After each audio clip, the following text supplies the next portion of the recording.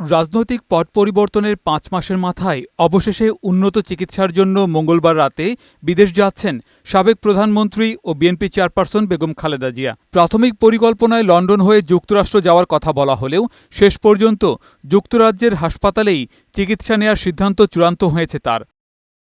কাতারের আমির Sheikh Tamim bin Hamad Al Thani বাংলাদেশের সাবেক প্রধানমন্ত্রী বেগম খালেদা জিয়ার শারীরিক অসুস্থতা জেনে রাজকীয় বহরের বিশেষ উড়োজাহাজ পাঠিয়েছেন। সোমবার রাতেই ঢাকায় পৌঁছেছে এয়ার অ্যাম্বুলেন্সটি। কাতারের চিকিৎসকরা ছাড়াও খালেদা জিয়ার মেডিকেল বোর্ডের ৬ বিশেষজ্ঞ চিকিৎসকও যাচ্ছেন তার সঙ্গে।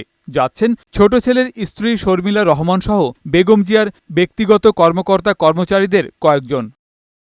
রাত ১০টায় লন্ডনের উদ্দেশ্যে ঢাকা ছাড়বে খালেদা জিয়াকে বহন করা বিশেষ এয়ার অ্যাম্বুলেন্সটি। পথে দোহায় ১ ঘণ্টার বিরতি।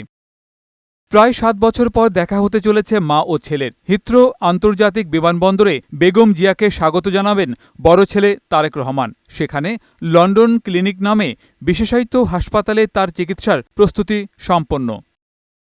খালেদা জিয়ার ব্যক্তিগত চিকিৎসক ডাক্তার AJM জাহিদ হোসেন সাংবাদিকদের জানান, লিভার, হার্ট, কিডনি সহ নানা জটিল রোগে ভুগছেন বিএনপি চেয়ারপারসন। যদি আমরা ওখানে ওরা সুপারিশ করে যে ইয়েস সি নিডস বা এটা ওখানে বা জন হপকিন্স তাদের এখানে নাই, বাইরে নিয়ে যেতে হবে, তখন হয়তো দেওয়ার একটা প্রশ্ন আছে।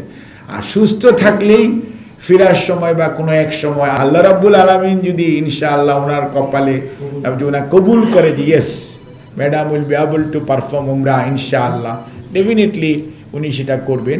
এদিকে রাত ৮টায় গুলশানের বাসা থেকে সড়কপথে বিমানবন্দরে পৌঁছাবেন খালেদা জিয়া। এ সময় বিমানবন্দর পর্যন্ত রাস্তার দুধারে উপস্থিত নেতাকর্মীদের সুশৃঙ্খল থাকার নির্দেশ দিয়েছে বিএনপি। বিমানবন্দর এলাকায় নেওয়া হয়েছে কয়েক স্তরের নিরাপত্তা ব্যবস্থা।